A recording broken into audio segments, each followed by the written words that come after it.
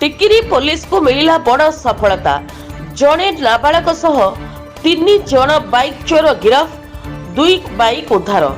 रायगड़ा जिला टिकिरी थाना पुलिस को मिली बड़ सफलता। गतकाली रातिरे बिलामाल ग्राम एक पर्व चली बेले कुचई पदर ग्रामर तेंदुलकर माझी बाइक रखी जाइथिबा बेले तांको बाइक को लक्ष्मीपुर ब्लॉक कनापाड़ी ग्रामर प्रफुल्ल मिणियाका, पड़संकुड़ी ग्रामर प्रसाद हिक्का अन्य जड़े नाबालक बाइक रो हैंडल लॉक भांगी चोरी करी नहीं जाउथबा बेले स्थानीय लोक बाइक टी को उद्धार करी टिकिरी पुलिस पेट्रोलिंग करुथबा समय रे तांको जिम्मा देइथिले। टिकिरी थाना आईआईसी विश्वनंदिनी बाइक 2टी को उद्धार करी 3 जन अभियुक्तों को गिरफ्त करी 2 जन को रायगड़ा जेल को पठाइथिबा बेले नाबालक को सुधार गृह को पठाई दिया जायछि। टिकिरी पुलिस बारंबार पेट्रोलिंग करुथबा बेले एपरी सफलता मिली पारिछि। टिकिरी थाना पुलिस को अंचलवासी प्रशंसा करिसेंती।